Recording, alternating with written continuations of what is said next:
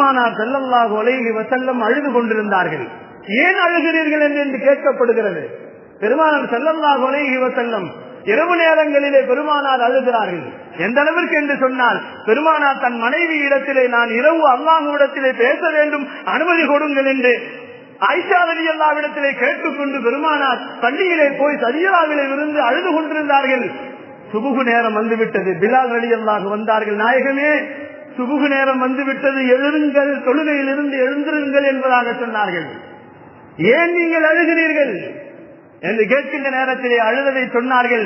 என் உம்மத்திலே ஒருவர் கூட நரகத்திற்கு போகக்கூடாது, எல்லோரும் சொர்க்கத்திற்கு போக வேண்டும் என்று நான் நினைத்து அழுது கொண்டிருக்கிறேன் என்று பெருமான் ஸல்லல்லாஹு அலைஹி வஸல்லம் அவர்கள் இந்த உம்மத்தின் மீது வைத்திருந்த அன்பு அலாதியானது.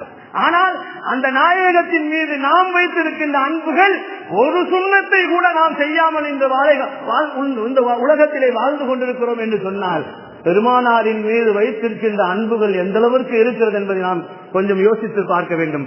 நபிகள் நாயகம் ஸல்லல்லாஹு அலைஹி வஸல்லம் அவர்களின் மீது நாம் பிரியம் வைக்கக்கூடியவர்களாக வாழும் காலங்கள் எல்லாம் நம்முடைய குடும்பங்களும் நம்முடைய பிள்ளைகளும் பெருமானாரின் மீது பிரியம் உள்ளவர்களாக நாம் வாழ்ந்தால் நாயகம் ஸல்லல்லாஹு அலைஹி வஸல்லம் நம் மீதும் பிரியமாக இருப்பார்கள்.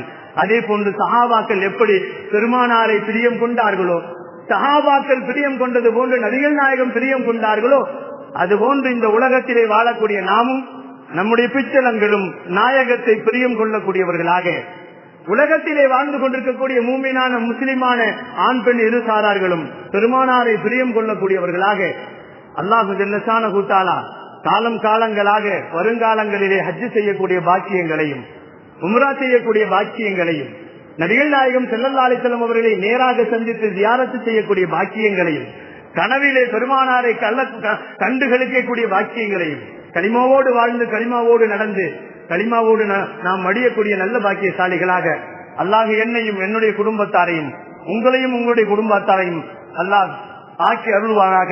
வாஹிரு தாவானா வனில் ஹம்துலில்லாஹி ரப்பில் ஆலமீன். அஸ்ஸலாமு அலைக்கும் வரஹ்மத்துல்லாஹி தஆலா வபரகாத்துஹு.